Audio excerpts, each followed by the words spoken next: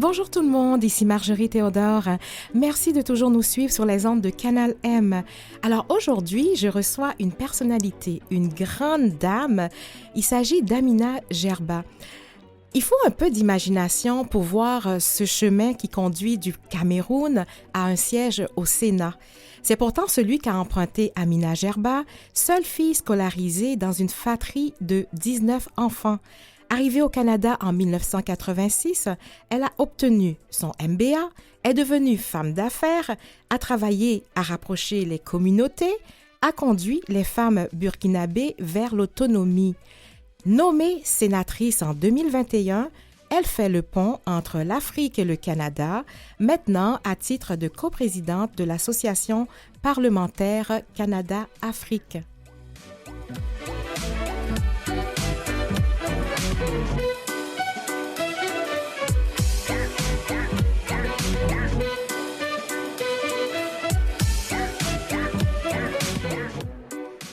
Bonjour Amina Gerba. Bonjour Marjorie.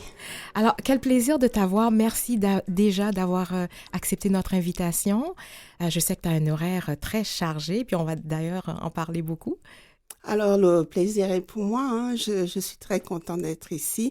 Félicitations pour cette belle émission que je suis attentivement. Oui. Ah ben merci. Et puis, comme on se connaît, donc alors je me permets aussi le tutoiement parce qu'on se connaît déjà durant de longues années déjà.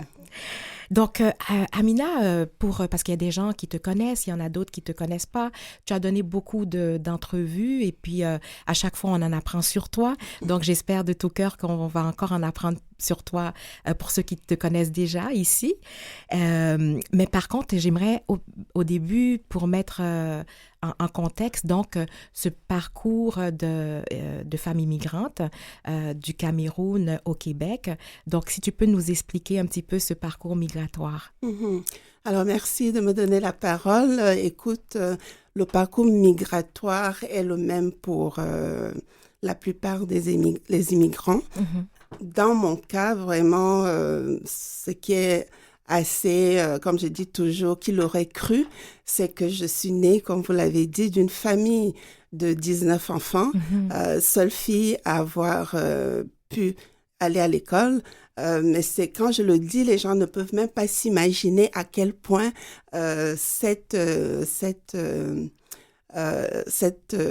opportunité d'aller à l'école a fait de moi ce que je suis aujourd'hui. Et je suis allée à l'école parce qu'en Afrique, à l'époque, parce que ça a quand même changé, à l'époque, les filles, les enfants étaient les enfants de la famille. Et c'est pas parce que une personne n'a pas eu d'enfant qu'elle ne peut pas prendre de la famille. Donc, c'est comme ça que j'ai une cousine qui est venue me chercher au village, née dans une petite communauté, un petit village appelé Bafia. Donc, cette cousine est venue me chercher pour me ramener au centre-ville parce que c'est là-bas qu'elle vivait avec son mari. Donc, elle m'a donné la chance d'aller à l'école parce que pour elle, c'était important d'aller à l'école. Mais pour les parents, c'est les garçons qui devaient aller à l'école parce que les garçons avaient beaucoup plus de chances de trouver un emploi, de s'épanouir, et les filles devaient se marier très tôt. Donc, si je n'étais pas sortie de ce contexte-là, je me serais mariée comme ma mère à 14 ans. Ah oui. Voilà. Et puis, comment on a choisi le Canada et le Québec en particulier? Comment ce choix s'est fait? Alors, c'est pas un choix que j'ai fait, en fait. C'est mon mari qui a eu une bourse d'études de l'AIDI, Agence canadienne de développement international à l'époque, qui a disparu aujourd'hui. C'est ça, Mais l'AIDI donnait des bourses d'études aux étudiants, aux personnalités africaines pour venir faire la formation des formateurs. Comme ça qu'il a eu une bourse pour venir faire son doctorat, son PhD à l'Université du Québec à Montréal, et il m'a amenée dans ses valises. Ah oui, d'accord. Donc, alors, tu t'es mariée durant tes études au Cameroun. C'est ce qui t'a permis de venir avec ton mari ici. Alors, je me suis mariée avant de venir ici. Oui. Je suis venue avec mon mari et c'est ici que j'ai repris mes études. Parce en fait, Oui, ce que je vous ai pas dit au début, c'est que quand je suis allée à l'école, avant de terminer mon lycée, ce qui est le cégep ici, je suis tombée enceinte. Oui. Et quand je suis tombée enceinte, j'ai dû abandonner l'école. En fait, on m'a sortie de l'école parce qu'à l'époque, une fille qui n'était pas encore mariée ne pouvait pas rester à l'école. D'accord. Donc, j'ai arrêté, on s'est mariés, on est arrivé au Canada en 1986 et c'est comme ça qu'il m'a encouragée à retourner au cégep où j'ai fini mon DEC. J'ai continué au bac à l'UQAM. Oui. J'ai fini mon bac et j'ai continué au MBA. J'ai fini mon MBA. Wow, quelle belle histoire. Et comment, dans une fratrie de 19 enfants, comment qu'on prend sa place? Parce que déjà, la femme que je connais, que les gens voient et tout ça, aussi dynamique, persévérante, d'abord, on va trouver les qualités tout à l'heure, mais déjà, dans l'enfance, ça devrait paraître. Effectivement, ça devait paraître et c'est ça qui m'a permis d'ailleurs de bondir sur l'occasion parce que quand ma cousine est venue me chercher, c'est pas moi qu'elle voulait, c'est une de mes sœurs qu'elle voulait et j'ai bondi sur l'occasion, j'ai dit c'est moi. Oui, Donc je me suis accrochée à elle, j'ai dit c'est moi. Donc entrepreneuriat, je crois j'ai commencé par là, c'est-à-dire m'affirmer. C'est l'affirmation, c'est c'est l'estime de soi, de dire, moi, je suis capable et c'est moi qui vais venir avec toi. Voilà. Donc, déjà, il y avait ce tempérament-là de vouloir quelque chose de plus que ce qu'on pouvait donner. De vouloir et de prendre ce qu'on a à prendre et de prendre sa place parce que au vu de ce parcours, au vu de cette initiative à l'enfance, parce que c'est à 6 ans, ça me permet aujourd'hui, avec du recul, de comprendre que je voulais avoir ma place autour d'une table. Wow!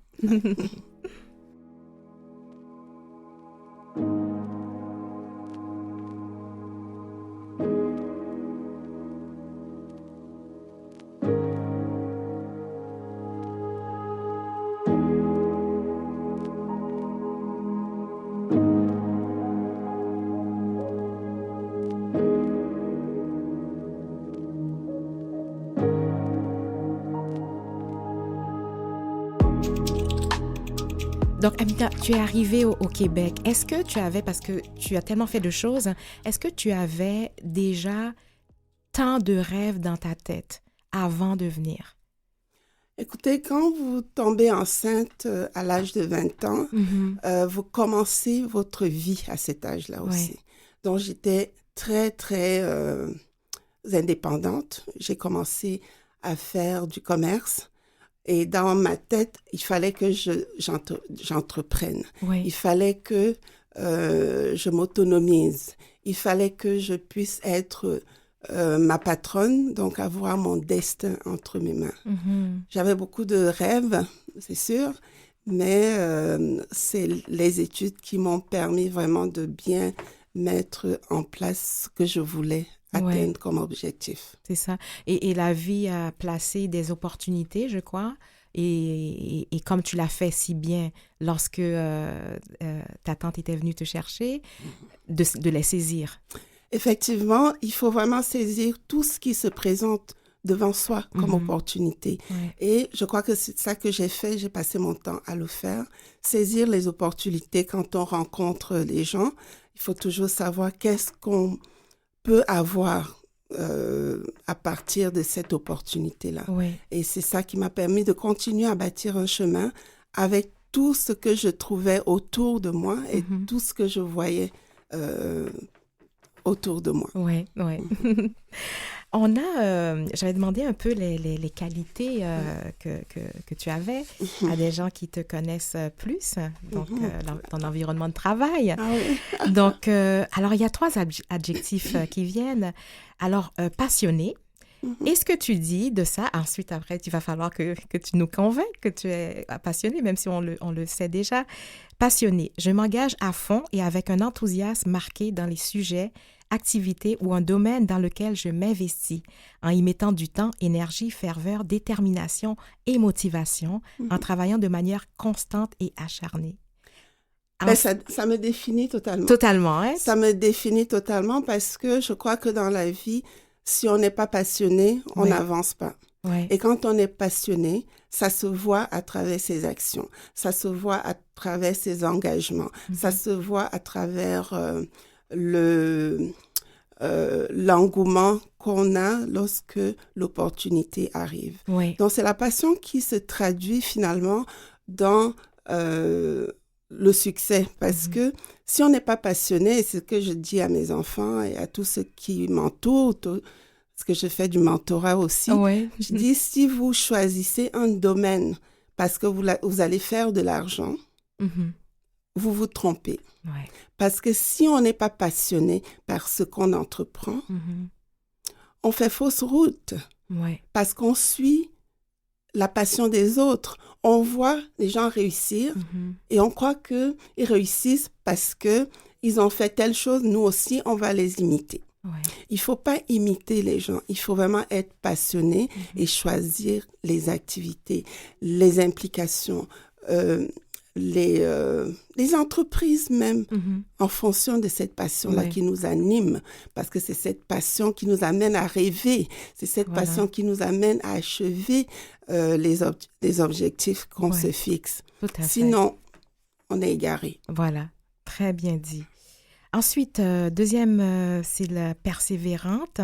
Alors, j'ai une capacité à maintenir les efforts constants et à persister dans la poursuite de mes objectifs, même face à des difficultés ou des revers, et je fais toujours preuve d'une grande résilience et d'une détermination en m'adaptant aux défis, obstacles que je dois surmonter pour réussir et atteindre mes objectifs visés. Donc, la persévérance aussi, tu te reconnais là-dedans. Absolument. Absolument, parce que quand on arrive dans un nouveau pays, la première des choses qu'on a, c'est qu'on se retrouve seul. On est seul à entreprendre des choses, une nouvelle vie. Oui. Et quand on l'entreprend, on se dit, elle ne va pas être facile. Donc, quand elle n'est pas facile, ça veut dire qu'il faut travailler. Le travail est important. Moi, je travaille sans arrêt. Ah oui. Je suis une alcoolique, là. Oui. Mais à tel point que mon bureau est toujours ouvert. Ouais. Et je dis à tous ceux qui veulent l'entendre qu'il n'y a rien de facile. La vie facile, l'argent facile n'existe pas. Ouais. On peut faire des erreurs. On apprend de ces erreurs-là et on continue. Il y a beaucoup de gens qui ont réussi dans la vie, mais c'est pas à partir de la première expérience. En effet, oui. C'est à partir de la 5e, la 10e même. Excellent. Donc, si on n'est pas persévérant, si on n'est pas résilient, si on n'accepte pas les mauvais... si on n'accepte pas les défis qui sont devant nous et qu'on se dise que ces défis-là sont des opportunités qui vont nous amener à nous améliorer. Oui. Ça veut dire qu'on n'ira nulle part. Oui, tout à fait. C'est important. Oui. Et enfin, on est positive. Donc, je suis une optimiste de nature et j'aime toujours voir le bon côté des choses. Grâce à ma foi, j'ai la conviction que tout ce que Dieu fait est bon. C'est cette conviction qui me guide et me fait voir les obstacles de la vie avec un enthousiasme. Je cherche toujours aussi des solutions constructives et j'encourage ceux qui s'entourent à avoir la même attitude face à la vie. Donc, le positif. Écoutez, je pense que je suis née positive, vraiment, oui. Dans tous les sens du terme. Mais je l'ai constaté encore plus lorsque j'ai lu un livre qui s'appelle Le Secret. Oui. Ce livre-là m'a amené vraiment à comprendre que je vivais le secret. Oui. Vivre le secret, ça veut dire qu'on transforme tout ce qui est devant soi en opportunité positive. Oui. Qu'on transforme tout ce qu'on vit, tout ce qu'on a comme défi en opportunité. Oui. Et c'est ça qui m'a amené à me lancer d'ailleurs en affaires. En affaires, oui. Et me lancer en affaires dans un secteur où personne ne pouvait voir que du positif. Que du positif, exactement. Voilà. Ça va? Oui, Ah, je oui, m'excuse. oui, tout à fait. Non, ça va. On poursuit sans problème. Donc, Est-ce que c'est correct? oui, oui, Est-ce tout à fait, tout à fait. Donc, alors, il y avait ces trois je m'excuse, adjectifs. je vais continuer dans le positif. Oui, oui. Donc, je disais que c'est ça, être positif, c'est ça qui m'a amené à lancer ma première entreprise Oui. et à évoluer dans un secteur où personne ne parlait de l'Afrique. Oui. Personne ne pensait à l'Afrique comme opportunité d'affaires. Mm-hmm. Personne ne voyait l'Afrique positivement. Oui. Moi, je me suis donné comme mission de faire reconnaître les atouts, les ressources, les opportunités qu'il y a dans ce continent, ici, au Canada. Oui. Et pour le faire, il fallait que je me présente dans toutes les chambres de commerce qui existent. En effet. Pour faire connaître auprès des entrepreneurs, des compagnies qui pourraient être intéressées. Et personne ne m'écoutait quand je présentais ma carte. Il n'y a personne qui m'écoutait. Oui. Donc, je suis restée positive jusqu'au bout. Oui. Et voilà. Incroyable. Donc, alors, cette fibre entrepreneuriale qu'on peut voir qui était déjà là dès ton jeune âge a permis maintenant que tu t'es lancé dans... on va prendre la période de ta vie où tu t'es lancé dans l'aventure pour fonder ta première compagnie. Comment tu l'as fait? Donc, j'étais déjà rendue dans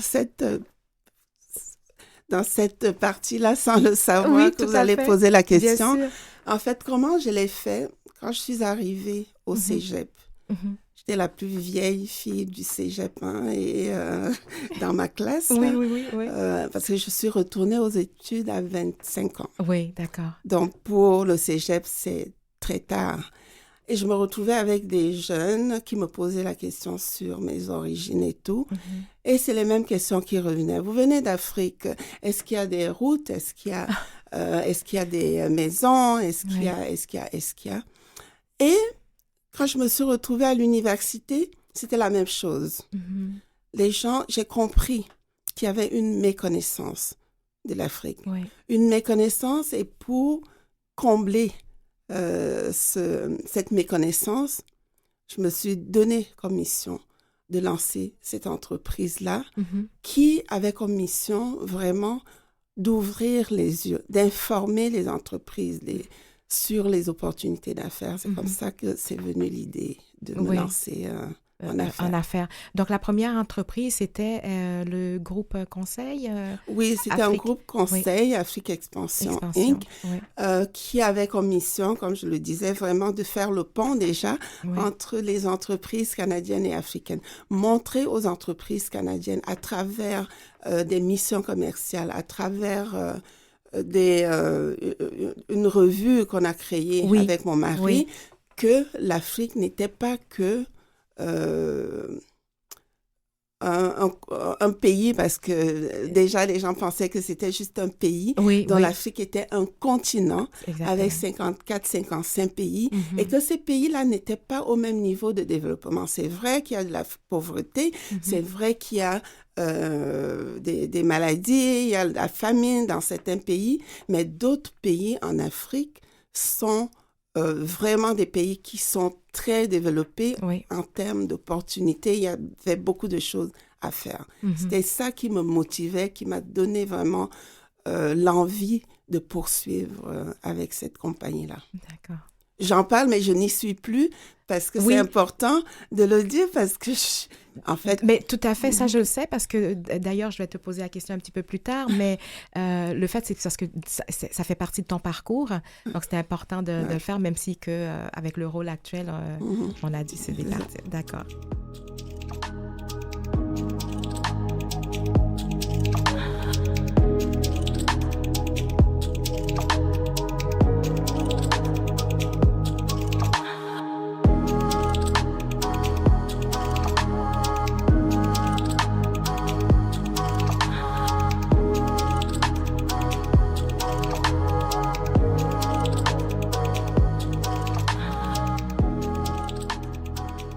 Donc, Donc, Amina, tu as commencé très jeune à être entrepreneur, à avoir cette idée de créer ta compagnie et tout. Est-ce qu'à ce moment-là, au bénéfice des femmes qui nous écoutent, est-ce que tu as ressenti ce qu'on appelle le fameux syndrome de l'imposteur? Ou est-ce que tu t'es toujours sentie assez confiante pour démarrer ton entreprise et puis pour poursuivre? Écoutez, à cette époque-là, je n'avais jamais entendu parler du Oui, syndrome de l'imposteur. en effet, oui. Je n'avais jamais entendu parler et je pense que c'est avec le temps que j'ai compris Oui. pourquoi les femmes avaient ce syndrome-là. Mhm. Et personnellement, j'avoue que c'est très, très récemment que j'ai senti, Oui. c'est-à-dire quand je suis arrivée au Sénat. Mais quand j'étais dans les affaires, je me suis lancée dans un domaine qui était un domaine de communication réservé aux hommes. C'est les hommes. Aller en Afrique, je devrais sentir ce syndrome, mais je pense que je ne l'ai jamais senti, honnêtement. D'accord. Pourquoi? Parce que j'avais cette confiance en moi depuis le début et j'avais l'assurance que je pouvais apporter quelque chose, que je pouvais enseigner, éduquer ce qui était autour de moi. D'ailleurs, il y a beaucoup de gens qui me disent encore aujourd'hui, quand je t'entends parler de l'Afrique, j'ai envie d'aller en Afrique. Oui. Donc, j'avais cette volonté de transmettre quelque chose et c'est peut-être ça qui a fait que je ne sente pas le syndrome, je ne ressente pas le syndrome de l'imposteur. Oui. Et vous savez, quand est-ce que je l'ai senti? Quand je me suis retrouvée au Sénat. Oui. J'ai regardé toutes ces personnalités avec des parcours incroyables. Il y a quelqu'un qui m'a demandé qu'est-ce que j'ai fait pour être au Sénat. Oui. J'ai réfléchi et je me suis dit, ça mène à se poser des questions, à se demander qu'est-ce qu'on a fait. Je lui ai répondu tout simplement, allez lire mon parcours, vous allez comprendre. Et si vous voulez, demander au Premier ministre pourquoi il a recommandé ma nomination. Mais c'est facile de la voir, c'est facile de se sentir imposteur, en fait. Oui. Mais ce que j'ai dit aux gens que je mentor, ce que je leur dis, c'est que pour être où ils sont, ils ont travaillé. Tout à fait. Ils ont travaillé très fort, ils sont capables et ils n'ont pas à se sentir inférieurs aux autres. Et c'est ça qui fait que je ne me suis jamais préoccupée du racisme ou des barrières. Je me suis jamais préoccupée de cela parce que c'est pas parce que je ne voyais pas, je ne sentais pas. Je me disais, je ne veux pas donner l'importance à ce que les gens pensent dans leur tête. Je veux qu'ils m'apprécient pour ce que je suis, tout simplement. Et je m'efforçais, grâce au travail, à la conviction, à la passion, à la persévérance, de montrer justement ce dont je suis capable. Voilà. Tout à fait. C'est ça parce que le racisme, je veux dire, je pense qu'on en a tous vécu, tu en as vécu aussi. Puis c'est comment que tu arrivais à faire la part des choses, puis de poursuivre? Ben, écoutez, comment on fait la part des choses quand on est victime de racisme? Mais si c'est aux études, c'est en montrant à ceux qui se croient supérieurs que vous êtes capable, par vos notes par exemple.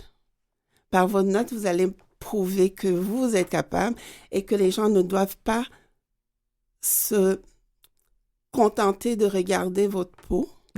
Ils doivent comprendre que vous avez de quoi partager. Vous êtes capable de rendre, vous êtes capable de livrer ce qui est attendu de vous. Et il faut le montrer. Vous savez, en Afrique, j'imagine en Haïti aussi, ou dans les familles afrodescendantes, on nous apprend l'humilité. Et je pense que c'est cette humilité-là qui fait que finalement, on a l'impression qu'on est inférieur, alors qu'on veut juste ne pas se vanter. Oui, oui, oui. Donc, il faut faire la différence entre l'humilité et la vantardise. Oui, en effet. C'est bien d'être humble, on l'est tous, mais c'est bien de se montrer capable et de faire en sorte qu'on le reconnaisse. Tout à fait. Entièrement d'accord. Dans tout ce parcours, il y a eu des moments difficiles, des moments où, parce qu'on a parlé de résilience qui était aussi une de tes forces. Dans les moments difficiles, est-ce que tu peux nous parler d'un moment où ça a été difficile et ça a pris ta résilience pour t'en sortir?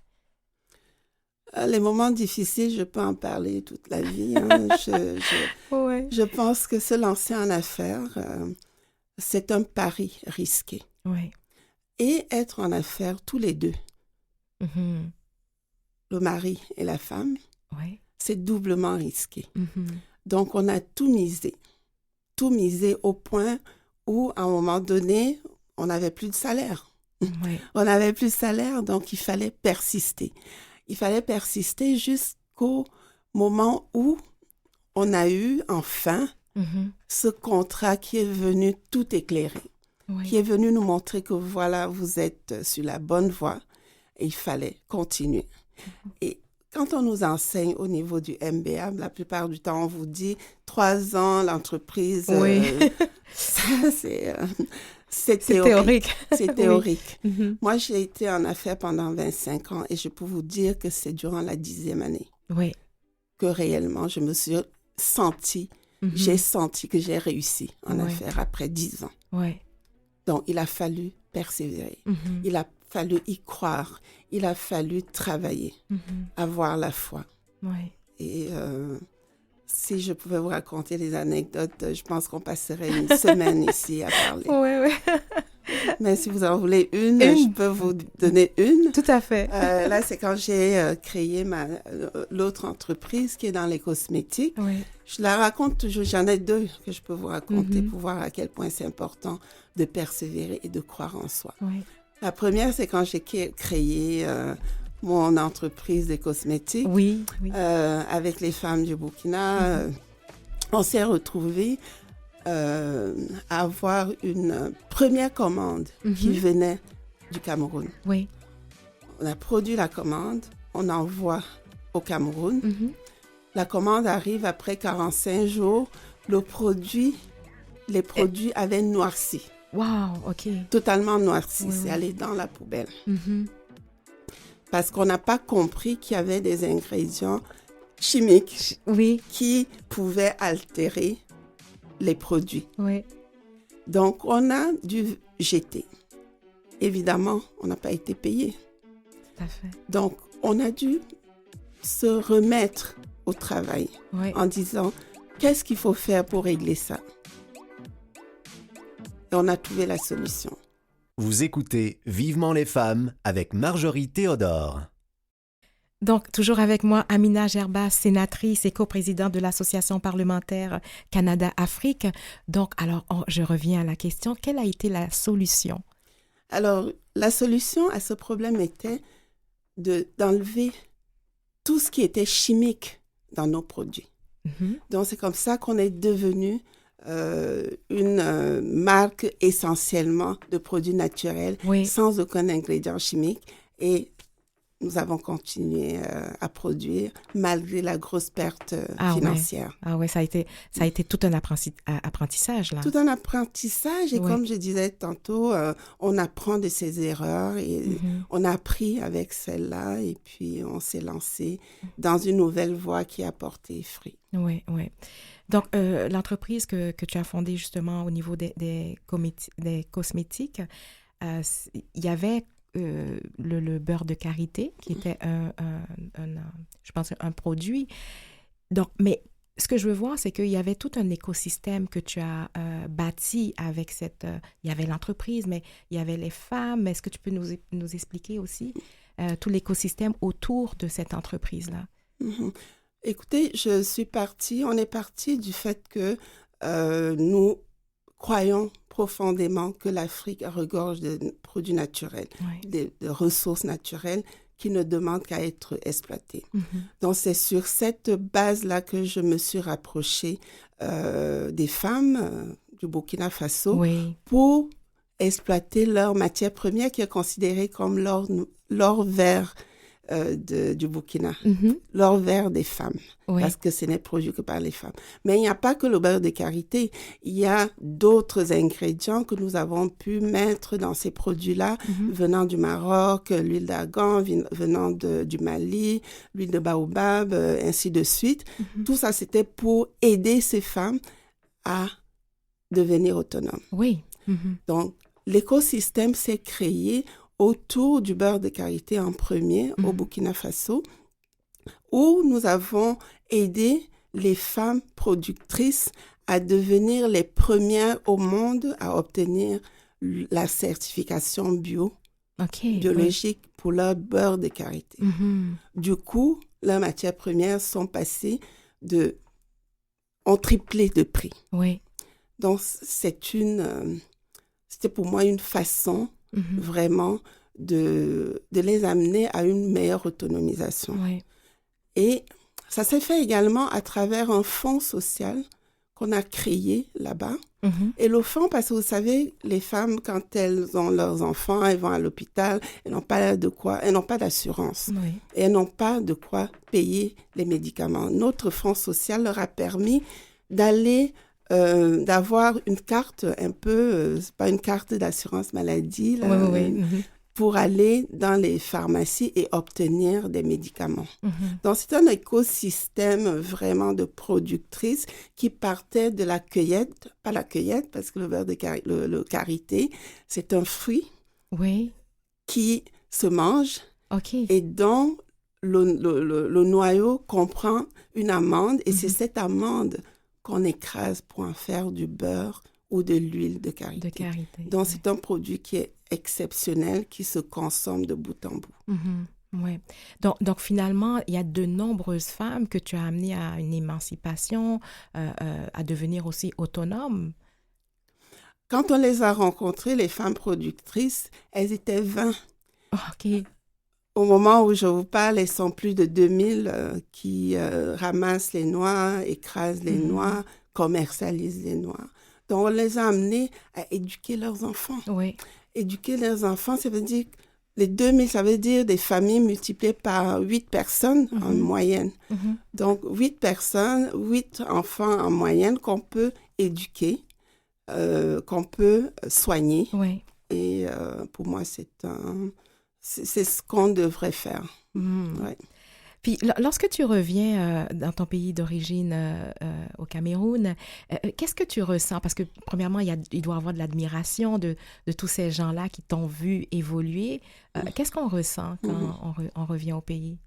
Je peux pas expliquer ce que je ressens quand je reviens, mais ce que je peux vous dire, c'est que depuis ma nomination, il y a une croissance incroyable de l'immigration camerounaise au Canada. Oui. Donc, il y a une fierté. Quand on est nommé, c'est tout le pays qui était fier de ma personne. Et ça se ressent aujourd'hui par l'engouement des Camerounais à venir au Canada, à choisir le Canada.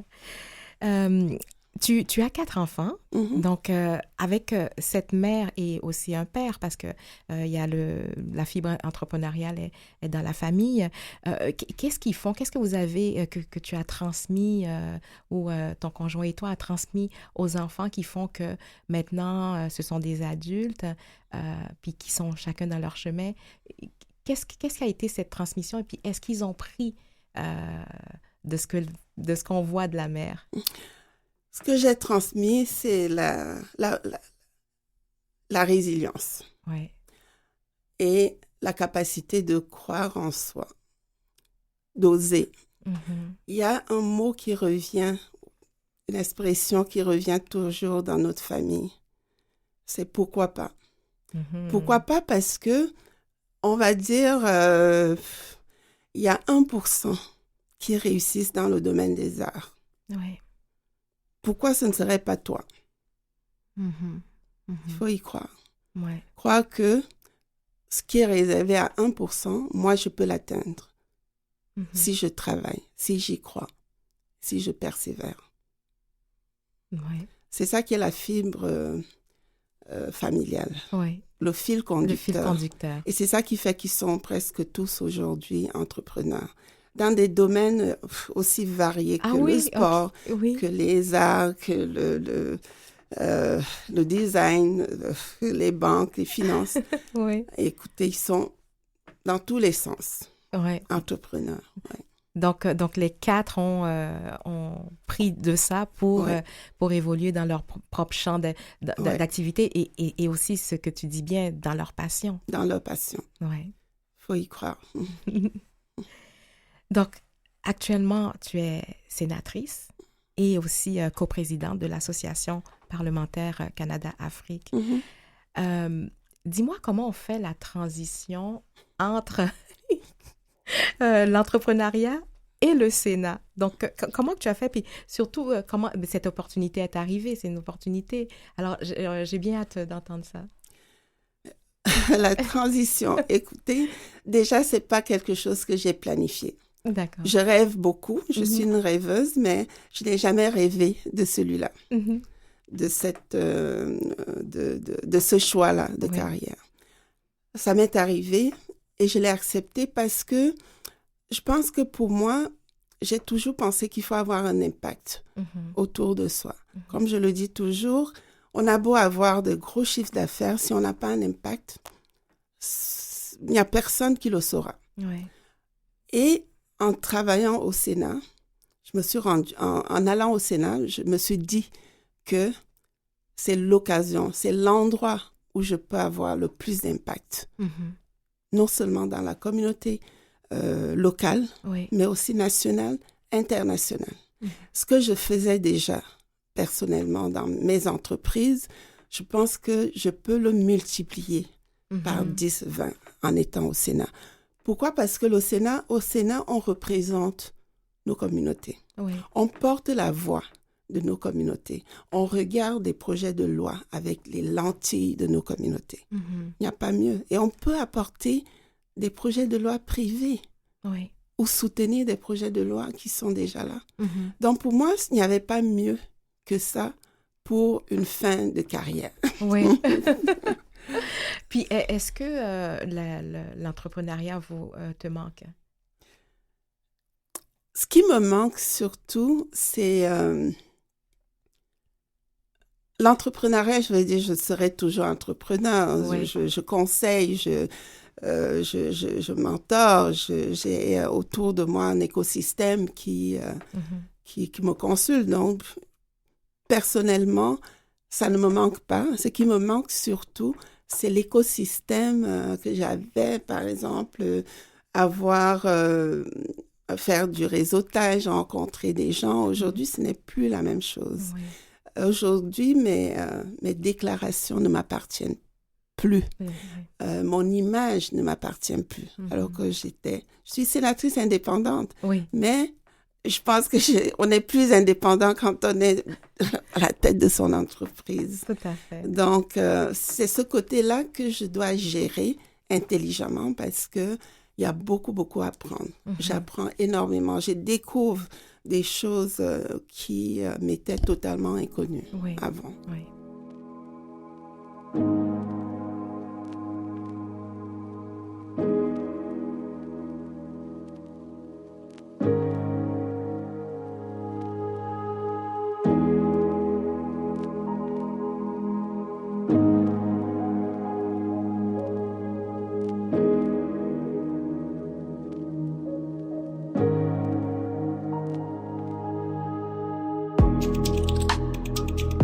Donc, Amina Gerba, tu nous as parlé justement de ce que la différence entre être entrepreneur et au Sénat, donc l'image qui t'appartient plus, les déclarations, etc. Donc, ce qui m'amène aussi à te poser, lorsqu'on rentre au Sénat, tu avais quand même plusieurs entreprises. Qu'est-ce qui arrive? Alors, quand on nomme les sénateurs, on nous dit que vous êtes d'abord sénateur. C'est-à-dire que c'est le travail du Sénat qui prime. Donc, vous êtes sénateur partout et c'est ça qui prime. Mais vous pouvez avoir vos activités. Alors moi, je me suis dit, oh oui, je vais garder mes activités. Mais non. Quand vous rentrez au Sénat et que vous avez une activité qui se rapproche de ce que vous portez comme priorité, ce que vous avez comme enjeu, ce que vous avez comme objectif. Si ça se rapproche un petit peu de ce que vous faisiez dans votre ancienne vie, vous allez tout de suite comprendre qu'il faut sortir de là. Écoutez, j'étais dans une dizaine de CA. Parce que pour moi, c'est important. C'est important de servir. C'est important de s'impliquer bénévolement. J'ai dû sortir de tout ça parce que si tu veux aider ces organisations dans lesquelles tu étais, la meilleure façon de le faire, c'est en étant au Sénat. C'est en faisant des déclarations qui les soutiennent. Mais ne pas être... à l'intérieur. Voilà, ne pas être, comme on dit, impliqué directement, juge et partie. Donc, la meilleure façon pour moi était de sortir de ces organisations, incluant mes propres entreprises. Mes propres entreprises qui avaient toutes un lien avec l'Afrique. Donc, si, comme je me bats depuis plus de 25 ans, à faire un rapprochement économique entre le Canada et l'Afrique, je ne peux pas continuer de le faire en étant la coprésidente de l'Association parlementaire Canada-Afrique. Il faut faire un choix. Donc, j'ai dû faire des choix. Et ces choix-là m'amènent à parler librement de ces sujets.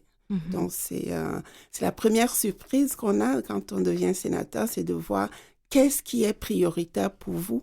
Si vous n'avez pas un projet prioritaire, ben vous êtes bien, vous allez parler de tout, mais vous êtes capable de garder. Il y a des médecins qui continuent à pratiquer, il y a des avocats qui continuent à pratiquer, il y a mais entrepreneurs, je touche à presque tout. Tout exactement. Donc, c'est difficile d'être dans un comité où on va tout le temps dire je peux pas me prononcer parce que ça me touche. Exactement. Donc, c'est important. Parce que en plus tu es vice-présidente de l'association parlementaire Canada, coprésidente l'association parlementaire Canada-Afrique, mais l'entreprise que tu avais précédemment, Afrique Expansion, faisait aussi le lien entre le Canada et l'Afrique. Donc est-ce que le fait d'avoir aussi parce que sénatrice, mais aussi coprésidente de cette association, ça vient aussi du bagage que tu as. Absolument, absolument. Je pense que c'est pour ça qu'on m'a élue coprésidente de cette association. Parce que, en fait, l'association parlementaire, je vous dirais que c'est une association qui permet des échanges entre parlementaires. Je suis coprésidente du côté du Sénat et il y a une coprésidente aussi du côté de la Chambre des communes parce que le Parlement du Canada, vous savez, c'est la Chambre des communes et le Sénat. Donc, c'est pour ça qu'on a 2 coprésidents qui sont élus.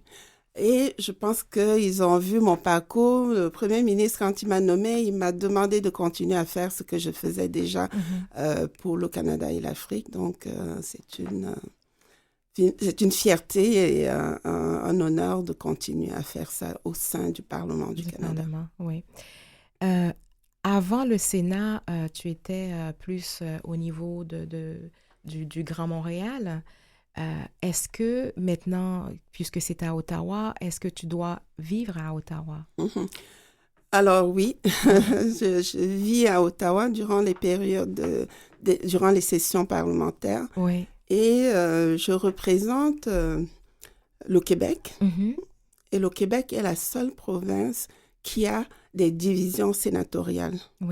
On est 24 sénateurs du Québec et on représente des divisions sénatoriales. Moi, c'est la division de Rigaud. Contrairement aux députés, je n'ai pas besoin d'avoir un bureau dans cette division. Et c'est une division qui est assez large, vraiment, mais c'est la Constitution qui le veut ainsi. D'accord. Donc partiellement, tu es entre Ottawa et le Grand Montréal. Et le Grand Montréal, le Québec. Le Québec. Puis comment la famille a suivi ce changement-là? Parce que c'est un changement dans les habitudes aussi familiales. Beaucoup de changements. Ce que je vous ai dit par rapport aux entreprises s'applique aussi à la famille. Donc, je ne peux plus, par exemple, liker, si je peux dire en bon français, une publication d'un de mes enfants. Ils sont entrepreneurs. C'est comme si le Sénat me payait pour promouvoir ma famille. Donc, c'est un changement quand même assez brutal pour eux parce qu'ils ne s'attendaient pas à ce que je devienne... que je ne puisse plus commenter n'importe quelle publication qu'ils font. Donc, vraiment, on peut juste regarder, mais sans rien dire. Oui, et on m'a dit, le conseiller à l'éthique m'a dit, vous savez, vous pouvez les féliciter à la maison, hein, vous n'avez pas besoin.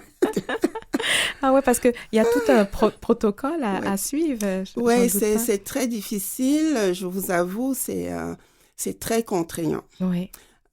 Parce que ça s'applique aussi à mon conjoint. Tout ce que je dois respecter, ça s'applique aussi à mon conjoint. Exactement. Mais les enfants de 18 ans peuvent faire des choses. C'est juste que je n'ai pas besoin de les appuyer publiquement.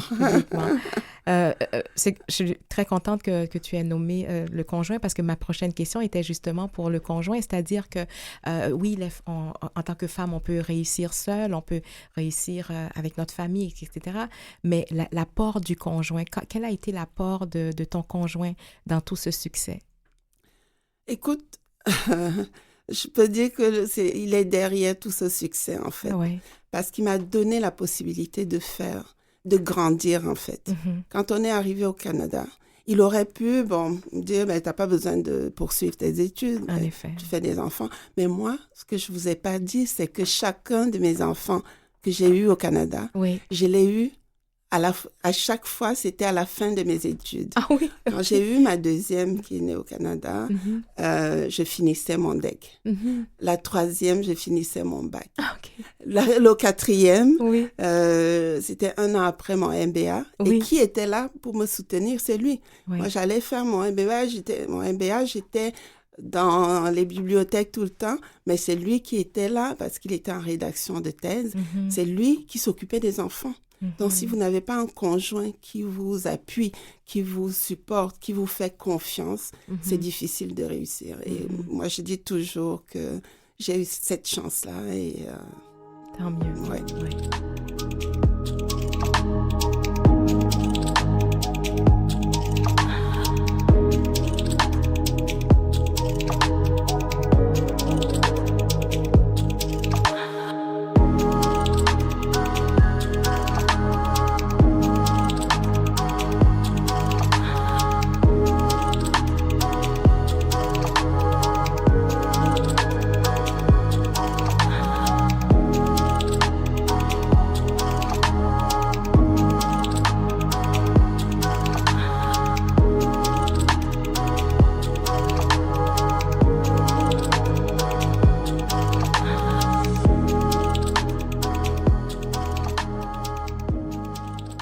Amina, j'aimerais savoir maintenant, actuellement au Sénat, à quoi ressemble la diversité? Le Sénat, contrairement à la Chambre des communes, est très diversifié. Je vous dirais qu'on est presque à égalité, hommes-femmes. OK. On est à parité. À parité, OK. Hommes-femmes. Par ailleurs, on a une dizaine de sénateurs aujourd'hui, 8 ou 9, qui sont noirs. Oui, OK. Donc, la diversité est présente. Une dizaine de sénateurs qui sont autochtones. OK. Donc, c'est vraiment un milieu très inclusif, très diversifié. Et on a même une sénatrice exceptionnelle qui est handicapée. Oui. Donc, on est choyé d'être au Sénat. Mais, et ça, c'est parce que nous sommes nommés. Donc, le Premier ministre a la possibilité de proposer, parce que c'est le Premier ministre qui propose à la gouverneure générale de nommer des sénateurs, qui recommande suite à un examen qui est fait par un comité indépendant. Donc, il a la possibilité d'appliquer son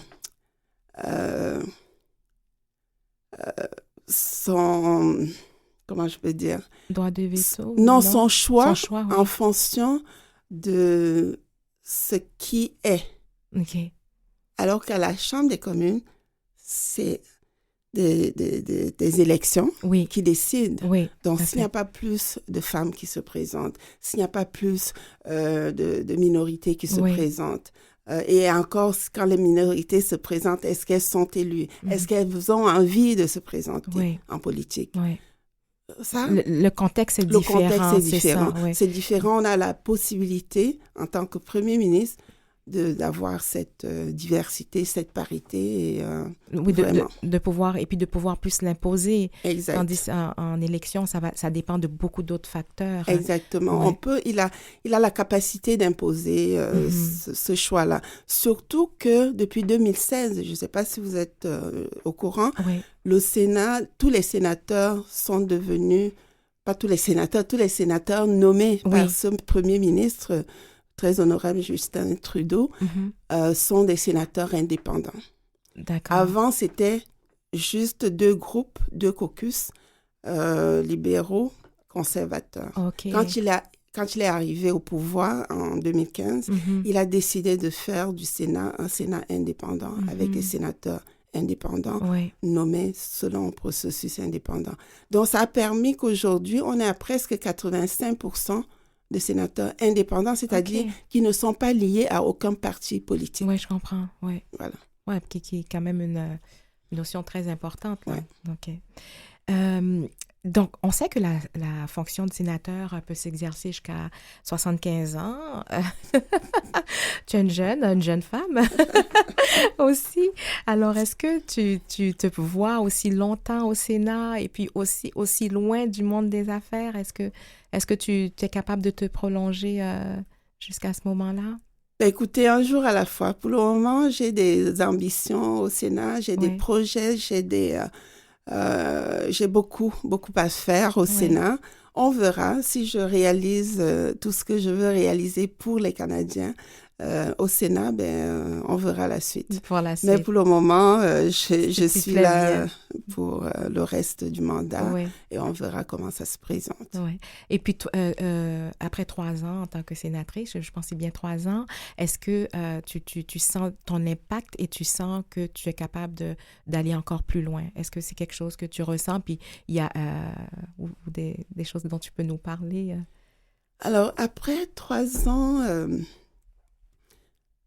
2 ans et demi. 2 ans et demi. 2 ans et demi, en fait. J'ai été nommée en 2021, au mois de juin 2021. Je pense que j'ai beaucoup appris. Oui. La première phase, c'est vraiment l'apprentissage. Aujourd'hui, je suis fière de dire que on est aujourd'hui à travailler sur une étude sur les engagements du Canada en Afrique, grâce à ma participation au Comité Affaires étrangères et commerce international. C'est un pas de géant pour le Sénat parce que le Sénat n'a jamais effectué une étude sur l'Afrique. Et les études du Sénat sont très, très appréciées, très approfondies. Donc, j'ai hâte de voir quelles en seront les recommandations. Deuxième chose, on a terminé, j'ai participé à une étude sur le racisme anti-noir au sein de la Commission des droits de la personne, Commission canadienne des droits de la personne. C'est la première, c'est une grande première aussi. Et je peux continuer, mais je pense que l'impact commence à se voir parce que les sujets qui me sont importants, là, on travaille sur une étude qui va se présenter aussi, une étude qui va être présentée bientôt sur le programme des entrepreneurs noirs qui a été lancé par le gouvernement. Donc, tranquillement, on est en train de faire un chemin et je pense que les prochaines années, si Dieu le veut, vont être meilleures. Amina, j'ai tellement d'autres questions, mais on arrive à la fin. Donc, alors, je pense qu'il a déjà coupé. Non, on est encore en c'est très bien. Alors là, rapidement, peut-être un petit mot pour les femmes qui nous écoutent. Juste un petit mot assez court. Soyez, pour les femmes qui nous écoutent, je leur dirais de ne jamais se limiter à ce que les autres pensent d'elles. Wow. Magnifique. Elles sont capables et elles peuvent réussir dans leurs ambitions tant qu'elles sont passionnées. Magnifique. Merci pour cette belle fin. Amina, merci d'avoir accepté notre invitation. J'ai eu un immense plaisir à t'interviewer et puis j'ai encore compris d'autres choses sur toi. Alors, je te souhaite une belle continuation dans tes divers rôles. Un beau modèle. Merci d'être un beau modèle pour nos générations futures. Merci. Donc, je rappelle que mon invitée est Amina Gerba, sénatrice et coprésidente de l'Association parlementaire Canada-Afrique. Ceci met fin à notre émission. Merci bien à toute mon équipe, Mathieu Tessier à la mise en onde, Lynn Roy à la recherche, Jean-Sébastien Laliberté, chef diffusion technique, et ici Marjorie Théodore qui vous donne un autre beau rendez-vous la semaine prochaine.